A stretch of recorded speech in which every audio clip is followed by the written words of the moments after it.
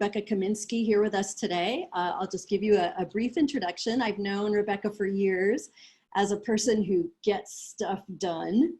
She's a thought leader in English.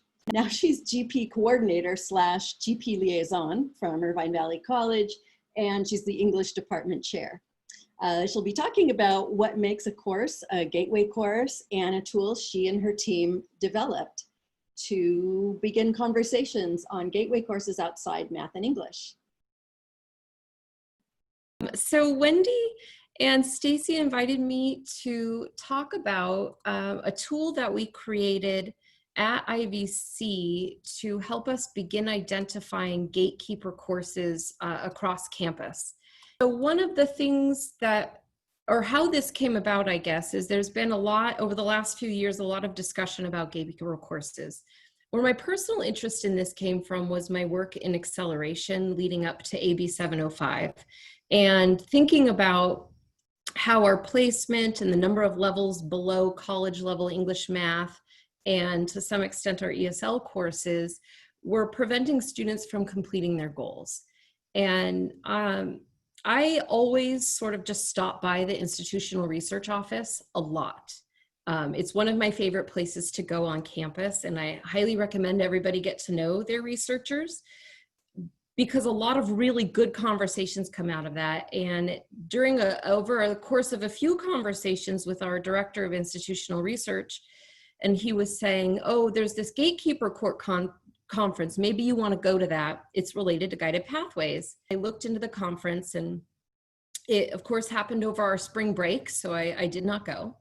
But I started thinking more and more about this idea of gatekeeper class and the idea that there has to be more gatekeeper courses than just English and math for our students. What happens to the students who successfully complete their college level math and English, yet still don't end up being successful in completing their goals? And so this tool really developed out of those conversations that I started having with our researchers, and they would do some research and I would do some research and we would compare our notes. And ultimately we ended up developing a tool. And so the first big hurdle we had was, how do you actually define what a gatekeeper course is? And a lot of research points to certain criteria.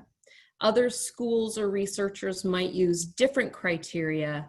And so we really had to think about, like, how are we going to define it at our school in a way that works? Because how I define it in my department might be different than how another faculty defines it in their department. And so we needed something that gave a little bit of flexibility also. So we came up with 6 criteria that we're currently using. And I say currently because we will likely end up adjusting these, changing these, adding some, removing some that don't work as we continue this process and this investigation. So the first criteria we use are abandon rates. So what percentage of students drop from their classes before census and never enroll in another section of that same course that semester? We use repeat rate, what percent of students have to repeat a course, the first attempt success rates, the 2-year throughput rate. So if a student is unsuccessful the first time, after 2 years, have they now completed that course? The range in section success rates. So when you look at the success rates across all the sections of a class, how big of a gap is there between the lowest percentage of success and the highest percentage of success? So if you have a couple of sections that say have a 50% success rate, and the range goes from 50% to 90%, which is, of course, a humongous rate, there might be something happening with grade inflation or deflation there. Or it could mean that faculty are evaluating students in different ways, and there could be something there that needs to be addressed. And then the final way that we're looking at it right now is the disparity in success rates amongst student groups within course sections. And in this case, we use ethnicity to see, are there any equity gaps happening in the success rate? So even if my sections have a high success rate, 70 or 75%, are there any groups of students that don't have that level of success as maybe the highest performing group? And so we sort of took this and we made it really flexible. So we're rolling this tool out to our campus right now. We just presented it campus-wide during Flex Week. We are going to be getting on the agenda for all of our school meetings to show this tool. And then we're going to go to the department meetings upon invitation by either department chairs or maybe other faculty who think they just want this shared with their colleagues. So how we rolled it out was we actually created an activity. So on the right, you'll see what our dashboard actually looks like. And then on the left here, you can see the first page of our activity. And so what we do before we even show the dashboard to faculty is we ask them a series of questions so that they can write down their sort of assumptions that come from their experience, their gut, I suppose, for lack of a better word, or anything they might be thinking about where they think the log jams are happening within their programs. And then of course, we walk them through the data tool, and then at the end, we ask them what is different from your original assumptions that the data is showing you, and where is it in this data that you want to investigate further. So I'll give you a very quick example of the tool.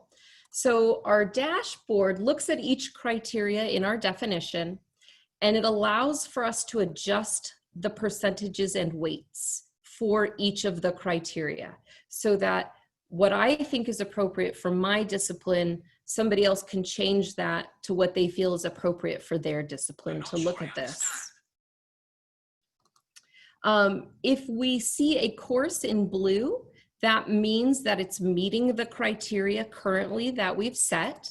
But if it's in orange, as you'll see in a moment, that means it's kind of, the orange is kind of like a yellow flag, which is kind of hilarious. I feel like they should have made it yellow, but the orange is a yellow flag that there might be something that we need to investigate further.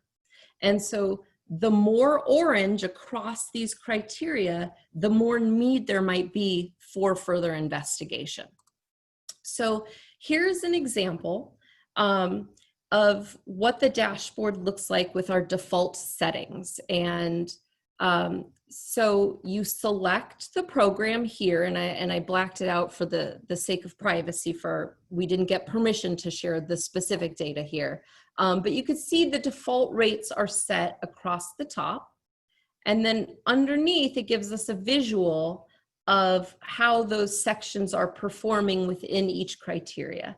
And here you can see just with the default, we have some orange taking place that we might want to look at later. Then I could start playing with this. So if I want to, for instance, change the abandon rate, and the default was 20%, but I changed it to 10%, then I look and these orange things are still there on the side, but you can see suddenly 3 of our courses now come up. So we might ask, why are those courses losing more than 10% of their students before census, right? How many sections are there, and why do we think this might be happening? Then I can change the repeater rate. So the default was 20%. If I change it to 10%, then I have to look and see. We have those original orange spots or orange bars, and now suddenly I have more. And I can start wondering why that's happening. And I can do that for each of these criteria. So here we have the default at 60%. I personally like to set that bar a lot higher. I would like to see it 70% or above. So I changed it to 70%. And what we're noticing though is that the success rates for these courses are pretty good in terms of first attempt success rates. So I don't see any additional orange popping up when I change that. If I change the range in courses to be 20% or 10% from 20%, because why should there be such a big disparity between sections of the number of students who are passing or not passing? then I want to look at that. And if we look, we see a lot more orange bars happening. A lot of more sections of these classes now are not meeting this sort of 10% give or take for success rates. And so being able to do this allows us the flexibility to use the discipline knowledge of the faculty members to say, hey, 70% is way too high for us. Or they might say 70% is way too low and we need to change that. And so we're developed this tool now because it gives us an idea of where we need to start looking for those roadblocks that our students face within programs separate from their English and math classes, which in some ways are sort of their general education barriers. But then we get into more specific things. These rates would also change depending on the number of students in a program. So, or the number of the class size, right? So if I have a cap in the English department, I'm really lucky, my cap is 25, but I know a lot of my colleagues teach classes that have a cap of 45 or 60 or maybe even more. And so some of these abandon rate percentages might need to get changed, right? Or the first attempt success rate might be lower the larger the classroom. I don't know if that's true, but my colleagues in other departments that teach larger classes would, and so they'd be able to adjust for those things so that they could get a more accurate understanding of what classes might need to be looked at. Or is it faculty? Do we need to get more students help? Do we need to train faculty? You know, what needs to happen now so that we see the numbers that we want to be seeing, and why aren't we seeing them now? And that's really it in a nutshell, is the tool. And I'd be happy to give you a live demonstration in a few minutes if everyone would like, but if anybody has any questions right now, I'd be happy. I'll attempt to answer them. I am not a researcher myself, but I will attempt to answer them as best I can, or write down your questions and hopefully get some answers at a later time. Would you mind putting the tool back up on the share screen? Sure. So I think I just had one logistics question. On the side, you had some blacked out redacted areas. Yes, this is the actual course names, and this selection was the program. And one of the reasons I wanted to show this one is because it shows you which classes have that these classes are prereqs for. So if one of the classes where this black bar is could be a gatekeeper course, for instance, this one, then we have to realize it's not just gatekeeping the program, it could be gatekeeping programs too, right? So you don't have them listed at the course level. This list by is subject level. That's a subject level menu. Oh, these are course numbers behind the black bar. The big black bar as well. The big black bar is course numbers, and then the little black bars to the right of that are what the course is a prereq for. Other courses it's a prereq for. Got it. So do you have every course listed in here, or have you narrowed the scope on the back end ahead of time? This is all of our courses in any program. So that covers all of our courses associated with a program across campus. So that drop down menu where it says selection, where there's a bar, you could pick accounting, biology, English, literature, whatever your program is, or whatever program you wanted to look at. So then what's under this list by? What's that menu? Currently nothing. They're Okay, working on that. They're working on listing it by course is right now what it is, but they're looking to add by award also. So we can look at it from yet another angle of where the gatekeeper course is within this award versus a program, because so many classes in one department or program might be a prereq for another program. Got it. Yeah. May I ask a question? Sure. What kind of surprises have come from this? Things that people didn't realize were happening? So one of the responses, or one of the best reactions we got during our Flex Week presentation, was faculty who realized what they thought were the gatekeeper classes were not the actual courses that students were struggling with. And they kept adding classes or adding sections to the courses they thought they needed, and it turned out they were adding them in the wrong place. And so it's helping now with enrollment management for them too. It gave them another indicator about how they should be planning their courses out. It was interesting for us in the English department when we looked at our lit program to see what lit classes were students were struggling with and why. And it was really shocking, our abandon rates right before the census. Like what is happening before census that we can control, right? There are certain things that'll happen that we cannot control that might be scaring students out of the classroom, even though we're not meaning to. And so that was something that sort of stood out to us also. Another thing that stands out is on this slide, you can see there's big gains after 2 years of students in that throughput rate. But some of the things that stand out is when there's almost no change in a throughput rate after 2 years. And if you only have a 50 or 60% success rate and there's no change in that 2-year throughput rate, that means those students are just not getting anywhere, or maybe it's causing them to change their major and rethink their life. We don't know if this causes them. So the thing about data that I've learned and I've started to embrace is that I get one answer and now I have 40 more questions. And so we really call this investigating as opposed to answering things. And so when we present this to our faculty, we talk about it in terms of investigation. This is fantastic. Is this a result, and I apologize, I missed just a brief part of the beginning, so you may have already said this, but is this a result of the Strong Workforce Initiative, do you know? Does it connect at all to that research, the data inquiry with coaching faculty members? Not to my knowledge.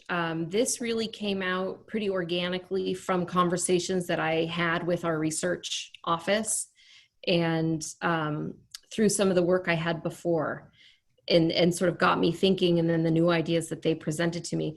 Could it be used for strong workforce? I don't see why not.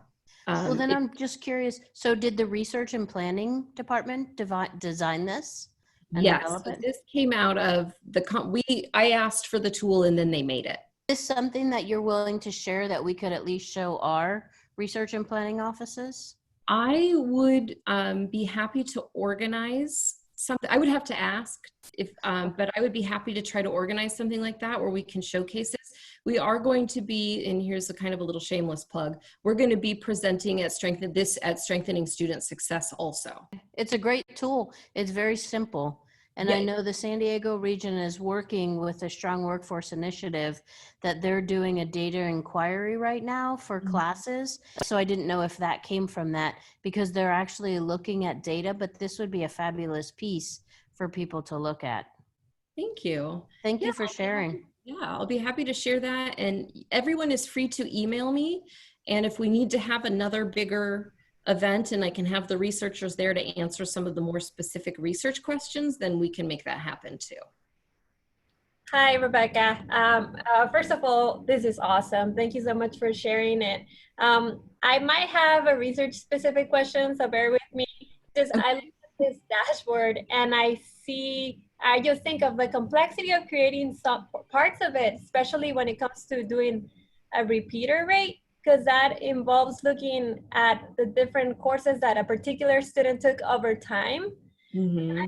I noticed that the dates are from fall 2015 to spring to 2018. Mm-hmm. So I'm wondering if what was the conversation around setting those parameters? And for example, if someone took the class in the fall of 2015 and maybe they took it before fall 2015, are those being counted as repeaters? I'm just curious. Like, I mean, I would love to be able to replicate this, but I don't know how to work around that, because it seems like whenever we have to look back in time, we don't know where to stop. Yeah, so I think I have the answer to this. And so this is, if fall 15 was your first attempt, this is really looking at students who started to take a class or enrolled in a class in fall 15.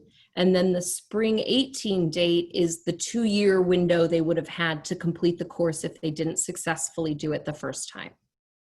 And so really it's only for those students who started in fall 15. Oh, okay. It doesn't count any students that would have attempted the course prior to that.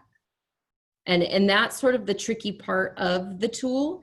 And I imagine in future iterations, we'll be able to play with the dates also.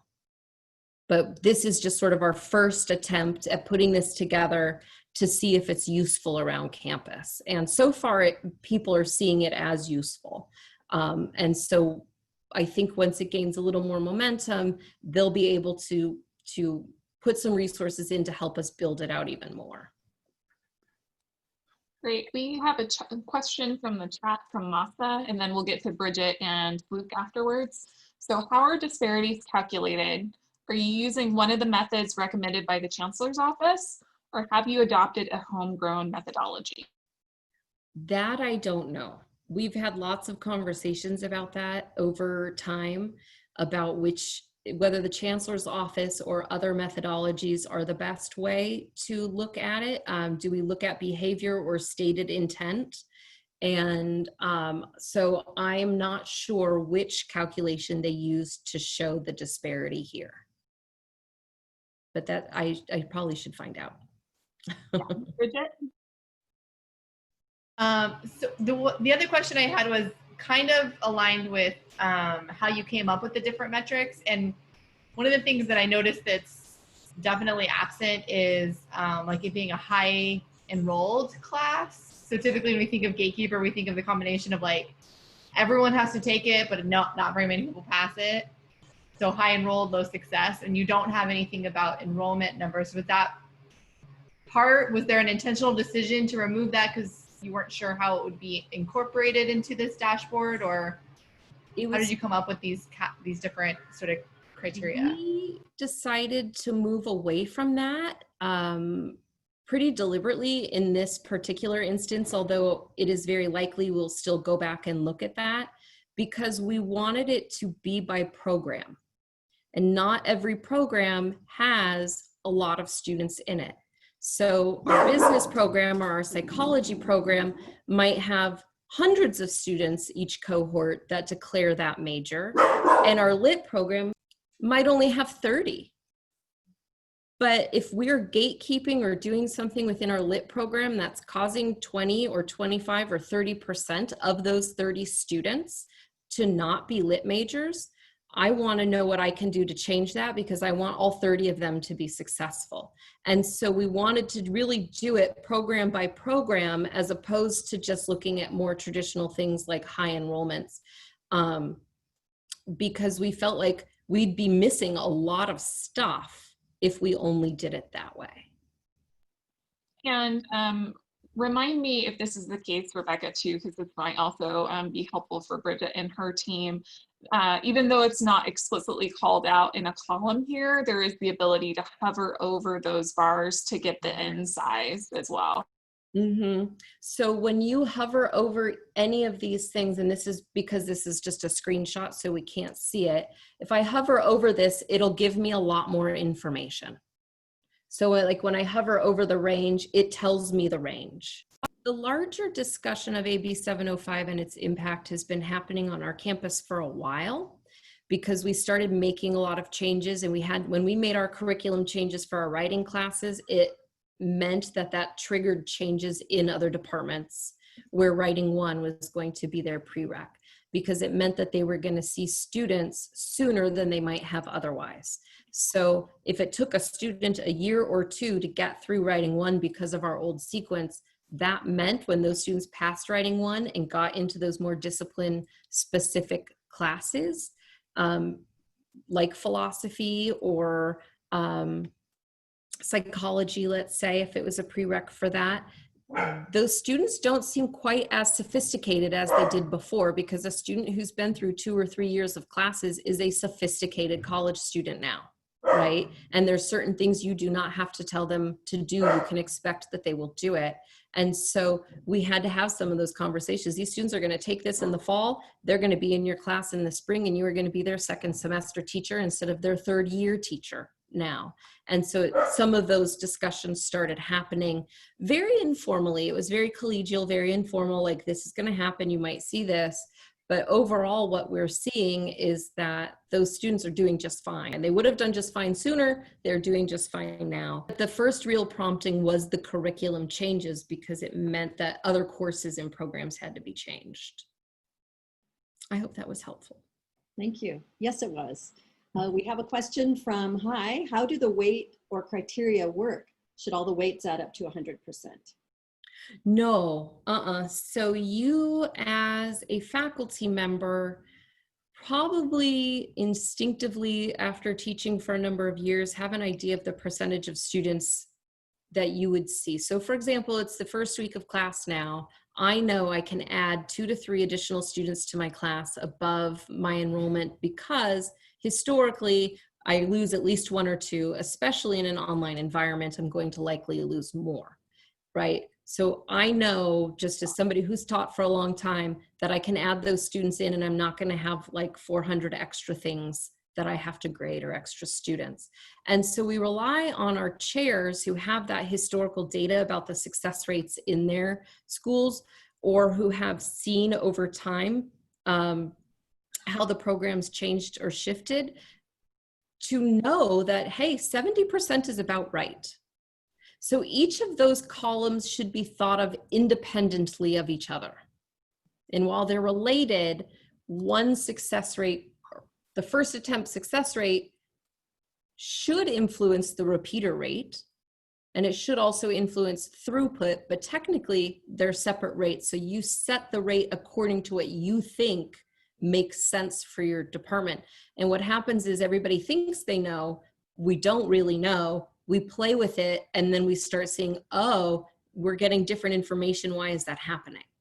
And what are the rates at other schools? What should be the standard that we're working towards? And so it opens up also that conversation of what should our expectations for success rates be versus what they actually are.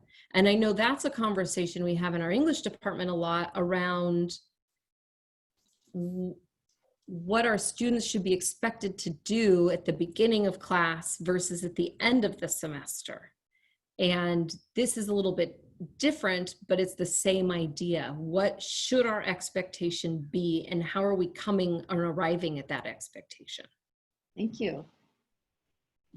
We have time if anyone's got more questions or comments.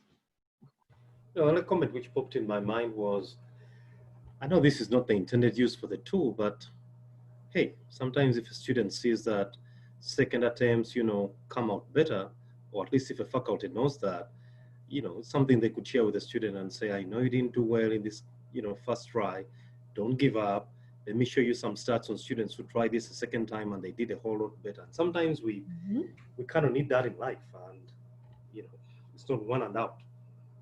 Yeah, that's a really good point, that we can use it as a way to encourage students in a different way, in a data-driven way, as opposed to just a person-to-person kind of way. So related, Rebecca, to opening up discussions, this is a great tool to use and kind of see if you need to have those department norming conversations. Does that fit well with other tools that your school already has to have some of the more broader discussions? Are faculty able to dig into their own equity data per se at your campus? Yes, our faculty, so we have this similar dashboards that covers different topics that we're able to look into. And we have it by course, by program, and then also by individual faculty member. So a faculty member could see their own equity data from the courses they taught. And we've made very sure that this data can't be shared around so that nobody else can see my personal data. And we're beginning to have more and more just equity conversations and events and activities anyway. And so the timing for us is really good because now we're having these equity conversations and everybody's asking, well, what can I do? And I say, well, the first thing you can do is look at your data. And so we can reintroduce data that's been available to them, but they haven't necessarily been looking at, and as a way for them to realize the data can help them better understand some of the equity issues that are happening on campus, and then help us make better informed decisions. Something I read last week in a paper, you talked about faculty having their own biases. And the way the author wrote about it, he called it updating your priors. And so as I've listened to you talk, it's a nice tool to also help faculty update their priors. What you think is driving may not necessarily be, the reason. And so, I see something there. Now, have you tried also using it to ask for more resources if that seems to be the issue? We have in the English department, I don't know if people are using that data across campus to ask for resources, but in our resource request process, they ask for data. And so then they ask for more data later to show what changes have actually happened because of what you asked for. And so we are doing our best to get data in the hands of faculty so they can use it, and also so they can use it to help determine what kind of resources they might need as well. So we just instituted a supplemental instruction or embedded tutor program in the English department, and that we had a lot of data to back up why, because it's an expensive program to have. And so our working really closely with our research office provided us this opportunity to see a way to help students and get the resources we needed in order to do that. The goal now would be for everyone to be able to use data in that way. Well, everyone, are there any final questions or comments to Rebecca? Thank you so much for taking the time. Thank you for inviting me. I hope that maybe sometime we can continue this conversation. I think as people move forward with something like this, they'll probably have more questions and you'll be that much farther along. So just to wrap up, everyone, you might check out the agenda. Don't forget, there's a Chancellor's Office webinar tomorrow morning at 9, which is focusing on anti-racist efforts on campuses. There's a live stream link and a registration link.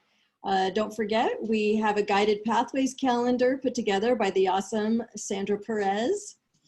We have our own YouTube page. Thank you, Margaret Doe, our other assistant. And we also have a listserv. So if you would like to sign up for that listserv and you're not part of it yet, let us know. Our next office hours are September 15th from 4 to 5. We're also very excited about the office hour topic for next month because we've been hearing a lot of the word on the street is folks are interested in success or completion teams. So in case you've been hearing about those topics at your college, we really do suggest you join us for that great opportunity. We're going to be bringing in guest speakers from institutions that have implemented success teams to talk about their process, or just getting their success teams off the ground to really have a focused discussion on how you might be able to incorporate some of those strategies at your own college for those wraparound support systems. So please share that out to all of your colleagues. We are excited to have that be one of our large topics that was very requested by folks in the region.